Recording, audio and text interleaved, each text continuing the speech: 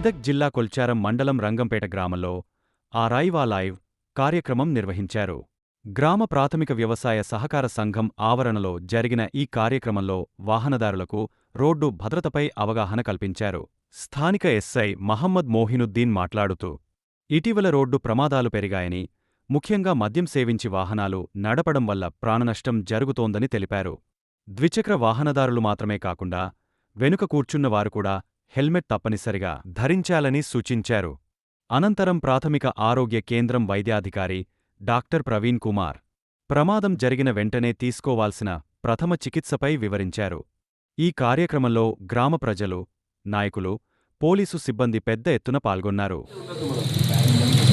ముందు చూపే ఉండాలి. ఫస్ట్ ముందు చూపు అంటే ఎట్లా, సెల్ఫ్ డిఫెన్స్, సెల్ఫ్ డ్రైవింగ్ ఉంటుంది. సెల్ఫ్ డిఫెన్స్ కూడా చేసుకోవాలి.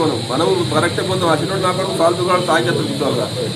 అప్పుడు ఎట్లా బతకాలి, మనం ఎట్లా కట్టుకోవడం అది కూడా మనం నాకేంది ఒకటి ముందు తాగేస్తాడు. నేను లారీ పిల్ల ఓటేజ్ వచ్చి లారీ కూర్చొని నేను కట్ చేసుకున్నాను. లేవు నాబడి తగ్గుతున్నాను. చాలా మందికి ఉన్నాయి కార్లు. ఇప్పుడు బైక్ పోయి కార్లు వచ్చింది. ఇంతకు సైకిల్ ఉండకపోగానే ఇప్పుడు బైక్స్ ఉన్నాయి అన్నింటి.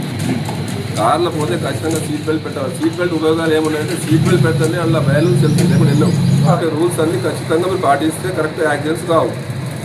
ఒకటి ఏముంటుంది, హెల్మెట్ తప్పనిసరి ధరించాలి. నేను ఎన్నిసార్లు హెల్మెట్ ఒక్కడే కాదు.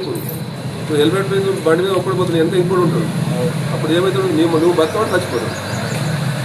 అందుకే బండి మీద ఇద్దరు పోయేటప్పుడు ఇద్దరికి కూడా హెల్మెట్ ఖచ్చితంగా ఉండాలి.